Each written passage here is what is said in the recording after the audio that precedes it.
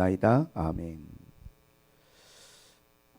오늘 복음이 정말 기쁜 소식입니까? 나는 이제 오늘 말씀을 준비하면서 여러분에게 정말 나에게 기쁜 소식이란 게 뭔가 한번 물어보고 싶습니다. 나에게 기쁜 소식이 뭔가? 여러분들은 어떤 이야기가 여러분에게 기쁨을 주고 여러분의 기쁜 소식입니까?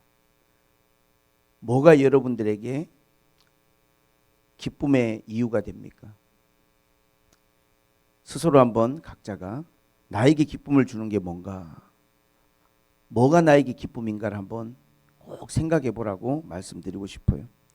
저는 곰곰이 생각해 봤는데 아무래도 자식들이 제일 먼저 떠오르더라고요. 자식이 중요하니까 각자에게. 근데 곰곰이 생각하니까 아이들이 기쁨인 건 맞는데 또 한편으로 제가 제일 많이 걱정하는 게 뭐냐면 아이들 문제거든요. 아이들이 있으니까 그 아이들을 걱정을 많이 하고 그 아이들 때문에 제가 고생도 많이 해요. 기쁨이기도 한데 걱정이기도 한 거죠. 또 내 기쁨이 뭔가 하니까 우리 성도들이더라고요. 성도들. 한 분 한 분 생각할 때마다 너무 하나님 앞에 감사하고 진짜 너무 귀한 분들이다. 근데 또 한편으로는 성도들에 대한 제 마음이 걱정이거든요. 이분이 이 시간들을 잘 이겨낼 수 있어야 될 텐데, 이 어려움을 잘 극복할 수 있어야 될 텐데, 이 시험을 잘 통과할 수 있어야 될 텐데. 사도 바울이 말한 것처럼 교회를 생각할 때 마음에 눌리는 것이 있다는 거예요. 마음에 눌리는 거. 저도 여러분들이 나의 기쁨이고 나의 감사지만 한 사람 한 사람 생각하며 기도할 때 마음에 눌리는 게 있어요. 걱정이 있는 거죠. 소중하고 사랑하니까 그런 것이죠. 아마 어떤 사람들은 그럴 수 있을 것 같아요. 돈이 갑자기 생기면 그게 돈 들어오는 것이 저에게 기쁨입니다. 그러나 또 한편으로 그것은 걱정일 수도 있어요. 돈을 가진 사람들이 걱정을 많아요, 여러분. 걱정이 없는 게 아닙니다. 그래서 제가 생각하기에 그게 무엇이든지 간에 한편으로는 나에게 기쁨이 되는 게 그만큼 나에게 걱정이 될 가능성도 많고, 나에게 중요한 것인 만큼 내가 그것 때문에 마음속에 부담을 가지게 될 가능성도 굉장히 커지는 거거든요. 어떤 분들은 그런 이야기를 합니다. 그래도 목사님, 없어서 하는 걱정보다는 있어서 하는 걱정이 훨씬 낫지 않습니까? 굉장히 일리 있는 이야기고 설득력 있는 이야기예요.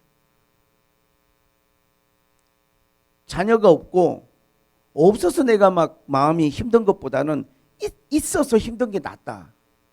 일리가 있는 이야기고 설득력이 있어요.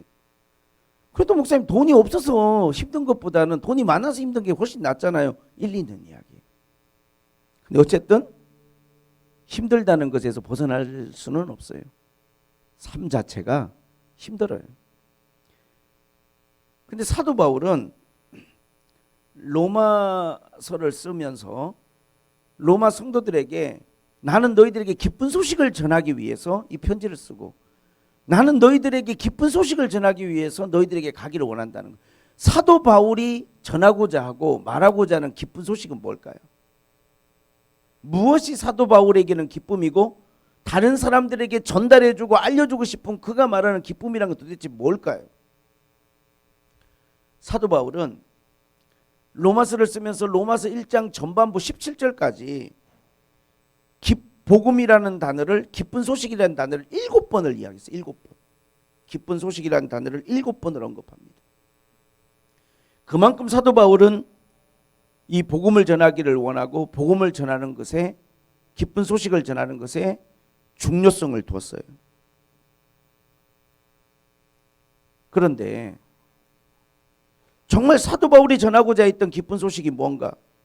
사도 바울은 로마 성도들에게 어떤 기쁨을 전하기를 원했나 우리가 내용을 보니까 사도 바울이 로마서 1장에서 기쁜 소식에 대한 이야기를 하지만 2장 3장까지 사도 바울은 그가 그 무엇보다도 인간의 감추어져 있는 죄악들을 낱낱이 상세하게 드러내고 끄집어내는 데다가 이 복음에 대한 이야기의 시작을 거기에 두었어요.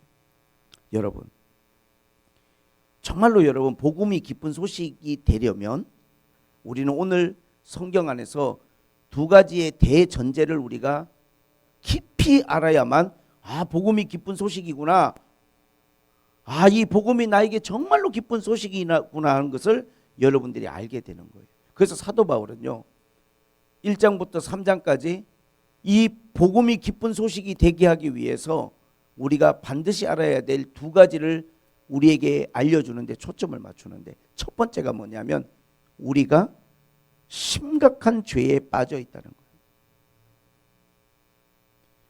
많은 사람들은 스스로 자기의 죄에 대해서 인식하지 못하고 깊이 깨닫지 못하는 경향이 있어요.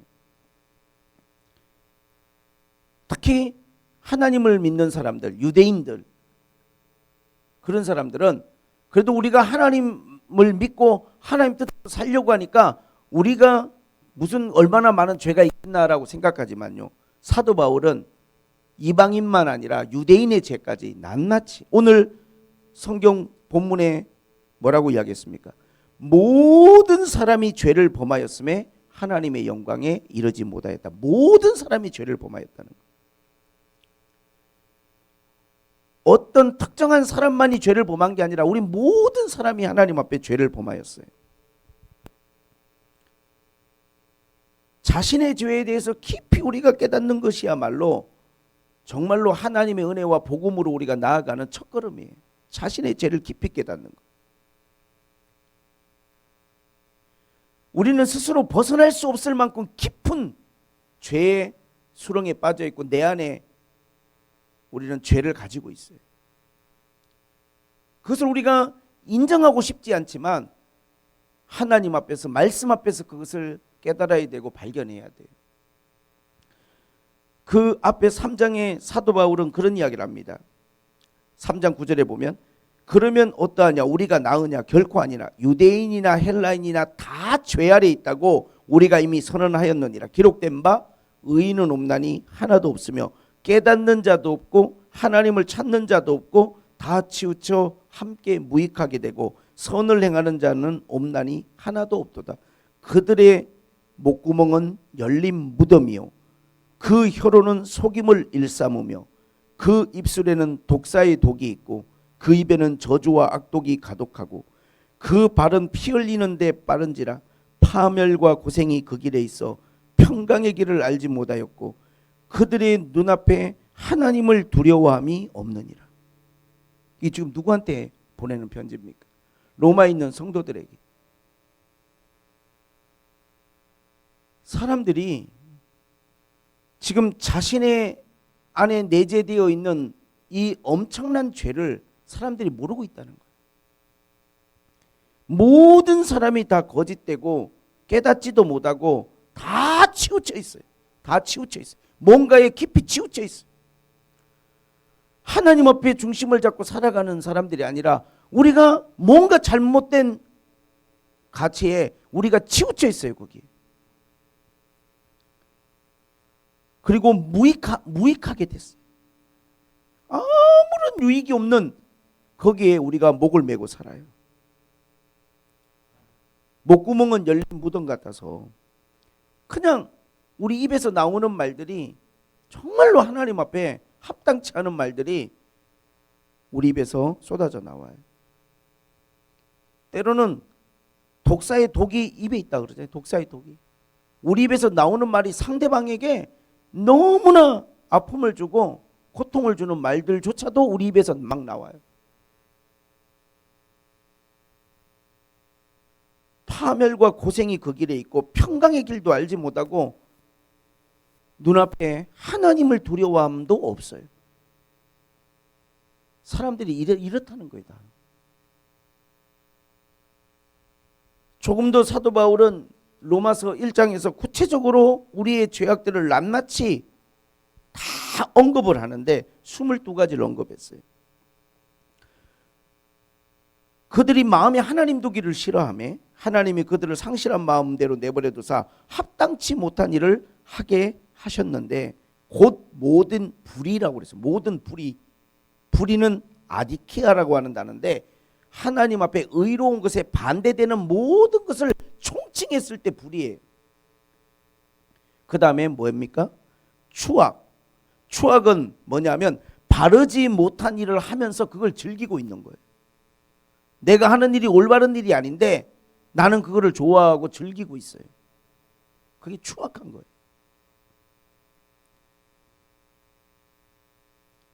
그리고 탐욕. 탐욕은 더 많이 소유하려는 욕심인데 남을 희생시키거나 해치는 것도 불사하면서까지 내가 더 많이 소유하려고 하는 우리의 마음속에 그 마음이 탐욕이에요. 충분히 먹었는데도 더 먹으려고 하고 더 가지려고 하고 욕심을 부리는 마음이 탐욕이에요. 그 다음에 악의가 가득한 자예요. 추악이라는 게 바르지 못한 일을 하면서 그걸 즐기는 것이 외부로 드러난다면 악이라고 하는 것은 드러나지 않지만 내 안에 그러한 마음들이 내 안에 존재하고 있다는 거예요. 나쁜 거고 바르지 않은 건데 그걸 즐기려고 하는, 그걸 즐거워하는 마음이 내 안에, 인간 안에 있다는 거예요. 아, 목사님 이런 이야기는 저하고는 상관없는 이야기입니다. 저는 그런 사람 아닙니다 라고 말할 사람 아무도 없어요. 그리고 시기살인, 이거는 같은 어원인데 시기살인은 남이 잘 되는 것을 싫어하는 마음이 내 안에 있고 결국 이 시기하는 마음이 살인에도 이를 수 있는 그러한 어떤 함축적 연관성을 가지고 있다라고 하는 의미예요. 시기가 뭡니까? 남을 보면서 질투하는 거잖아요. 남이 잘 되는 것에 대해서 좋은 마음이 없는 거잖아요. 싫어하는 거잖아요. 그 다음에 분쟁은 뭐냐면 타인을 굴복시키기 위해 싸우기를 좋아하는 기질이에요. 자기 주장을 관철하고 자기 생각을 관철시키기 위해서 싸우고 말다툼하고 다툼을 불사하는 성격. 그게 분쟁이에요. 그 다음에 사기. 이것은 악을 이루기 위해서 교활하게 속이는 것. 사기잖아요. 나의 이익과 목적을 위해서 교활하게 다른 사람을 속이는 것. 악독. 사람을 해치고자 하는 악한 상황으로 이렇게 밀어넣는 거 있잖아요. 모함을 하든 그런 환경을 만들든 내가 마음에 안 드는 사람을 안 좋은 상황으로 몰아넣는 거예요. 그 사람을 극한 상황으로 밀어내는 거죠. 그게 악독이에요. 악독. 그 다음에 수군수군이란 게 나와요. 이 수군수군이라는 말의 원어를 보니까 어떤 의미가 있냐면 비밀스럽게 비방하는 행위. 비밀스럽게. 티 안 나게. 이것은 독을 붓는 행위다. 그렇게 나와요. 독을 붓는 행위다. 그 사람 모르게 독을 붓는 거예요. 수군수군 하는 것은.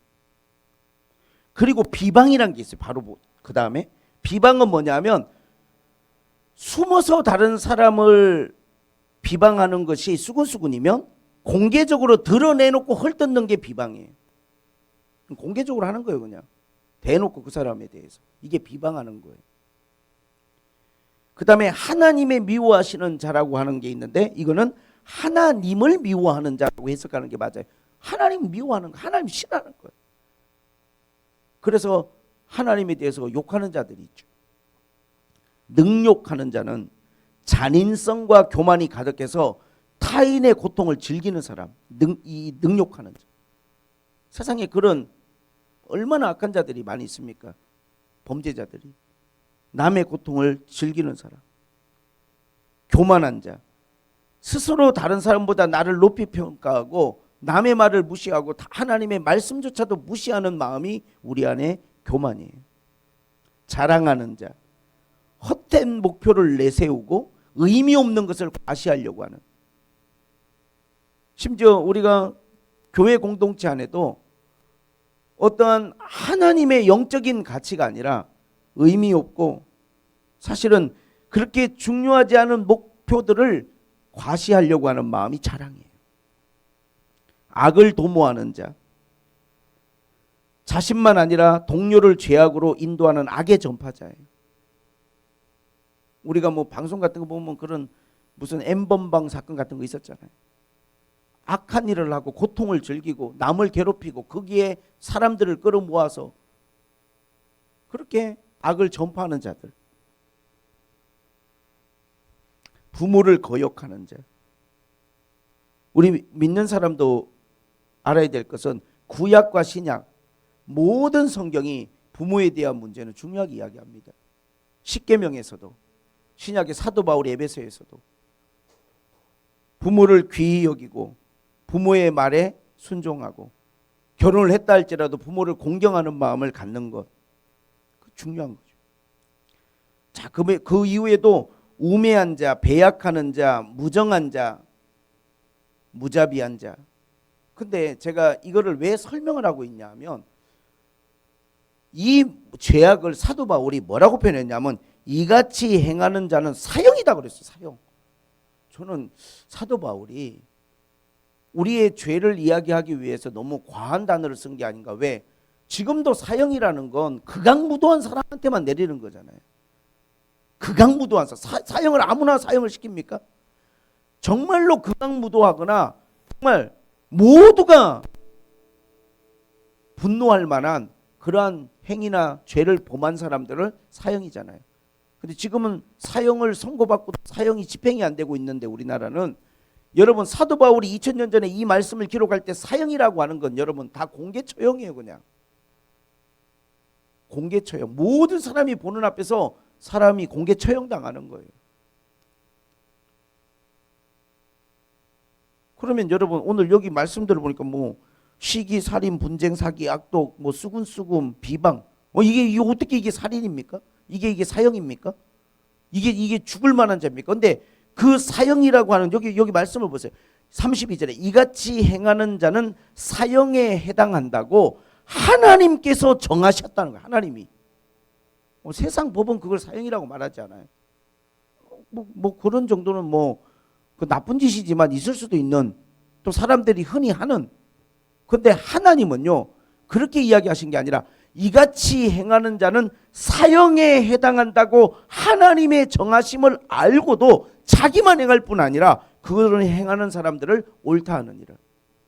왜 사도 바울이 이런 이야기를 하냐 하면 결국 우리가 하나님 앞에 가면요 결국 나중에 심판대 앞에 서게 되면 우리는 어떤 제목이든지 간에 한두 가지 죄가 아니라 이 수많은 죄의 이 우리는 무게에 우리는 하나님 앞에 심판을 받을 수밖에 없다는 거예요. 결국은 사도 바울이요 우리의 죄를 낱낱이 이야기하는 이유 중에 하나가 우리가 하나님의 심판 아래 있다는 이야기를 하려고 하는 거예요. 심판. 그래서 사도 바울은요 이 심판에 대한 이야기를 하는데 로마서 3장 9절에 그 앞에 읽어보니까 우리가 뭐라고 나오냐면 그래서 우리가 하나님 앞에 심판 아래 19절에 보니까 하나님의 심판 아래 있다는 거예요. 온 세상이 하나님의 심판 아래. 이 심판이 문제죠. 죄의 결과가 심판이에요. 모든 사람들의 지금 운명이 그들이 처해 있는 상황이 어느 한 사람도 빠짐없이 다 하나님 앞에 죄를 지었고 다 심판을 받아야 된다는 거예요. 히브리서 9장 27절은 한 번 죽는 건 사람에게 정해져 있지만 그 후에는 심판이 있으리라. 심판에 대한 이야기를 합니다. 히브리서 6장 2절은요. 그리스도의 초보를 6가지 이야기하면서 죽은 자의 부활과 영원한 심판에 대한 거를 우리가 알고 다른 털을 닦으려고 하면 안 된다는 거예요. 영원한 심판이. 한 번 심판을 주님 앞에 받으면 그것은 이제 영원한 심판이에요. 다시 돌이키고 하나님 앞에 주어지는 소망과 기회가 없어요. 영원한 심판이에요.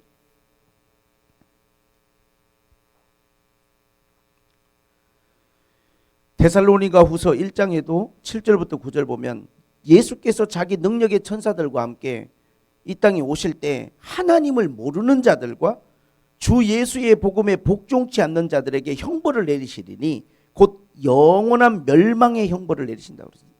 하나님을 모르는 자들과 복음에 복종하지 않는 자들, 그들에게 하나님이 영원한 멸망의 형벌을 내리신다고 그랬어요.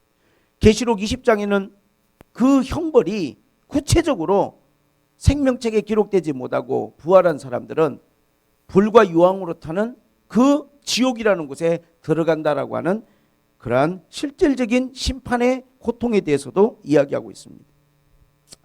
여러분, 우리가 복음을 이야기하면 복음은 기쁨이잖아요. 복음은 우리를 구원하는 기쁜 소식이잖아요. 그러나 내가 지금 하나님 앞에 심판 아래 놓여 있다는 것을 깊이 깨닫고 내가 깊은 죄 가운데 있다는 것을 깊이 깨닫지 못하면요, 사실은 내가 구원받았다는 게 그렇게 나한테 큰 감흥이 없어요. 내가 죄인인 것도 모르고 내가 심판받는다는 걸 모르니까 그런 거예요. 9월 달에 KBS 1 교양 프로 목요일 저녁마다 4번에 걸쳐 4부작으로 다큐 인사이트라고 하는 그 교양 프로에서 붉은 지구라고 하는 프로를 방송을 했어요. 붉은 지구. 제가 아침에 밴드에다가 1편을 올려놨어요. 4편 중에. 시작 멘트가 뭐냐면 KBS에서 만든 겁니다. 시작 멘트가 이거예요. 1편에. 그러니 깨어있으라. 너희가 그날과 그 시간을 모르기 때문이다. 마태복음 25장 13절. 이렇게 시작이 돼요. 이게 KBS에서 만든 건데 이번 9월 달에 4부작으로 방영된 건데, 여러분, 내용은 뭐냐 하면 2021년 전 세계가 지금까지 있지 않았던 화재가 빈발을 했는데, 우리나라 안동을 포함해서 미국의 캘리포니아, 그 다음에 뭐 전 세계 어디 말할 게 없어요. 특히 러시아의 시베리아에 엄청난 화재가 있었는데, 산림이 우리 지금 대한민국 면적만큼의 면적이 시베리아에서 다 불탔는데 거기서 솟아나온 연기가요 수천 킬로까지 날아갔어요. 그러면 왜 이렇게 화재가 빈번하고 있느냐, 왜 불이 나면 끌 수가 없느냐? 지구온난화 때문에 이 산림이나 나무에 있는 식물에 있는 모든 수분이 다 증발을 해가지고 이게 너무 건조한 상태라 불이 튀겼다면요 막을 길이 없고 막을 방법이 없어요.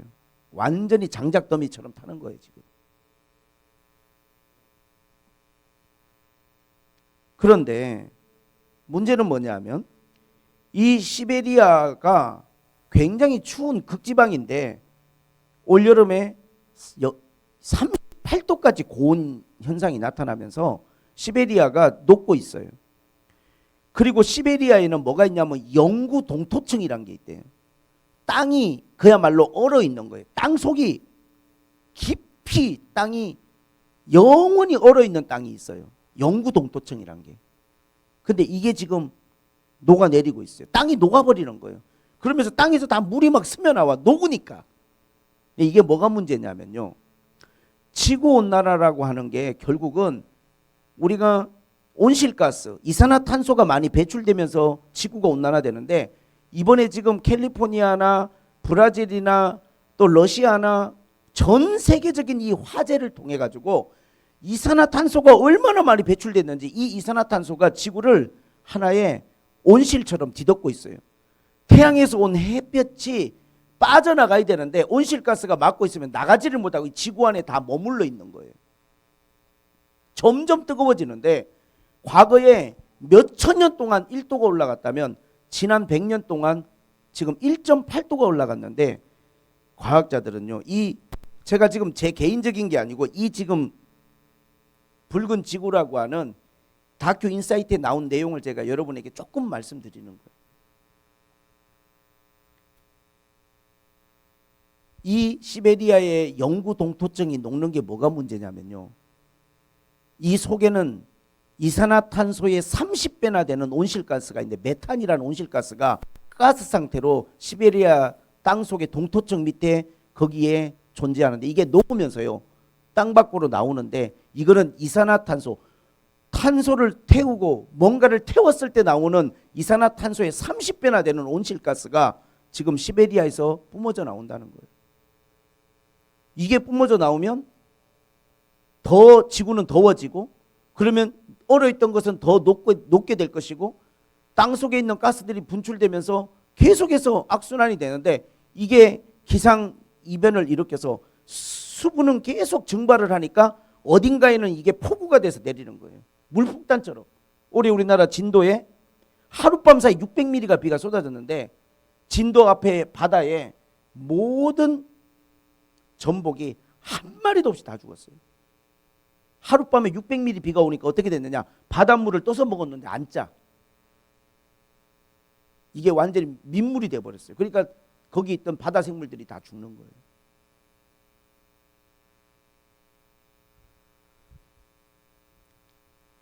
제가 왜 그런 말씀을 드리냐면요. 세상이 지구가 엔드게임. 이거는 어느 시점이 되면요. 우리가 도저히 막아낼 수 없는, 지켜만 볼 수밖에 없는, 그래서 그 마지막 순간으로 지금 지구가 이렇게 가고 있는데 이 세상에서도 우리에게 그런 적 깨어 있어라. 그날과 그 시를 너희가 알지 못한다 이렇게 이야기하거든.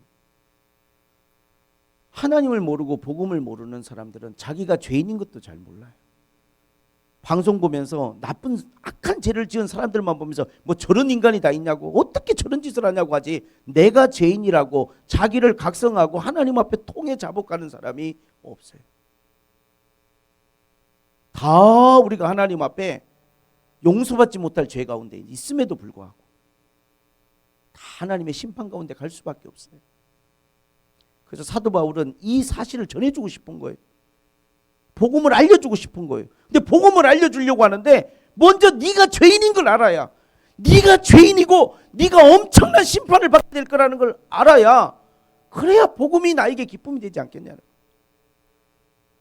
자신의 운명도 모르고 자신의 미래도 모른 채 눈앞에 있는 것만 보면서 거기에 의미를 다 부여하고 거기에 가치를 다 부여하고 살아간다면 복음은 나에게 기쁨이 될 수 없는 것이죠.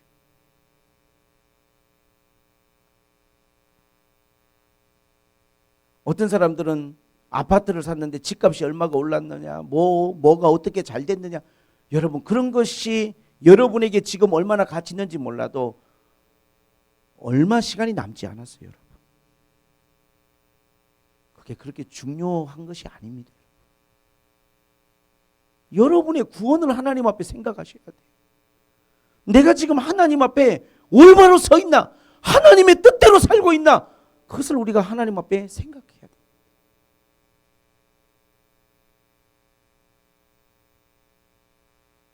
내가 세상의 것에 깊이 내가 혹시 빠져 있는 것은 아닌가? 은혜를 갈망하고 하나님의 은혜를 사모하는 그러한 마음들을 회복해야 돼요, 지금. 그것이 너무나 절실합니다. 그래야 복음이 나에게 기쁨이 될 수 있는 거예요. 그리고 또 하나 복음이 나에게 기쁨이 되기 위해서 바울이 제시하는 대전제는 뭐냐 하면 23절에 모든 사람이 죄를 범하였음에, 내가 죄를 범하였다는 걸 인식하는 거고, 두 번째는 하나님의 영광에 이르지 못하더니, 하나님의 영광에 이르지 못한다. 여러분, 마귀는요 세상의 영광을 예수님께 다 보여주면서 이 영광을 다 줄 테니까 나한테 절하라 그랬잖아요. 세상의 영광, 제가 가끔 설교하지만요 아름답죠. 세상의 영광 아름다워요. 세상에 얼마나 여러분 좋은 게 많습니까? 그런데 우리 믿는 사람들은요 하나님의 영광이 뭔지 관심을 가지셔야 돼요. 여러분은 하나님의 영광이 뭐라고 생각합니까? 이사야가 환상 가운데 하나님의 영광을 봤어요. 6장 3절에 보니까 거룩하다 거룩하다 거룩하다 천사들의 노래가 들립니다. 만군의 여호와의 영광이 온 땅에 충만하도다 그랬어요. 여러분 좀 말이 약간 이상하지 않습니까? 왜냐하면 거룩하다 거룩하다 거룩하다 거룩함을 3번 외쳤으면 뭐라고 말하는 게 더 맞냐면 만주의 하나님의 거룩이 가득하고 온 땅에 충만하다. 거룩하다 거룩하다 거룩하다 했으니까 하나님의 거룩이 가득하다 해야 되는데 거룩하다를 3번 하고 하나님의 영광이 충만하다 그랬어요. 하나님의 영광이란 건 뭐냐면요, 오늘 표현을 보면 거룩함이 가득한 것, 거룩함이 가득한 것. 우리가 상상을 한다면요, 하나님의 영광은 정말 거룩함이 가득한 거예요. 거룩함이 뭡니까? 구별된 것. 거룩하다는 구별된 것. 그 가치와 그 의미와 그 특별함이 비교할 수 없을 정도로 구별되어 있는 게 거룩함이잖아요. 완전히 다른 거거든요. 돌과 다이아몬드가 다른 거잖아요. 뭐 비교를 그렇게 하는 게 좀 그렇긴 하지만 완전히 그건 구별되는 거잖아요. 그 가치가, 그 의미가, 그 아름다움이. 그래서 다이아몬드가 귀한 거잖아요. 하나님은요, 거룩하신 분이에요. 조금도 악이나 조금도 불의가 없는, 거짓이 없는 완전한 아름다움과 거룩함으로 충만하신 분이에요. 그것이 하나님의 영광이에요. 광채예요, 그게. 존 파이퍼 목사라는 목사님은 그렇게 이야기합니다. 하나님의 영광에 대해서. 하나님의 본질적 가치와 아름다움과 위대하심과 온전하심이 외적으로 비춰지는 것. 너무나 하나님의 크고 위대하고 아름다움이 이게 그냥 정말 외적으로 다 비춰지는데 그 영광, 스데반이 죽기 전에 하나님의 영광을 봤다 그랬거든. 하나님의 영광, 그분의 그 거룩함과 완전함을 스데반이 본 거예요.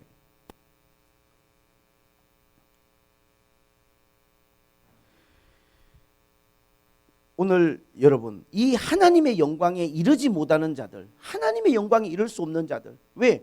본인이 모든 사람이 죄를 범하였으니까 하나님과의 관계가 끝난 거예요. 그 영광에 이르지 못하고 그 영광에 벗어나 있다는 건 뭐냐면 영원한 멸망, 영원한 심판 가운데 놓여 있어요, 사람들이. 이거를 어떻게 사람들에게 알리면 좋을까요? 어떻게 이걸 사람들에게 전달해 주면 좋을까요? 사도 바울이 말하는 복음이라는 것은 이러한 운명에 처해 있는 우리들이 다시금 하나님의 영광에 이를 수 있는, 하나님의 영광에 이를 수 있는 우리에게 길이 열리고 그 영광 안으로 들어갈 수 있는 우리에게 소망이 생겼다라고 하는 것이 사도 바울에게 너무 기쁜 일이고 이 기쁨을 알리고자 했어요. 그래서 로마서 5장에 뭐라고 말합니까? 5장 1절부터 그러므로 우리가 믿음으로 의롭다 하심을 받았으니 우리 주 예수 그리스도로 말미암아 하나님과 화평을 누리자. 또한 그로 말미암아 우리가 믿음으로 서 있는 은혜에 들어감을 얻으며 하나님의 영광을 바라고 즐거워하느니라. 너무 기쁜 거예요, 사도 바울.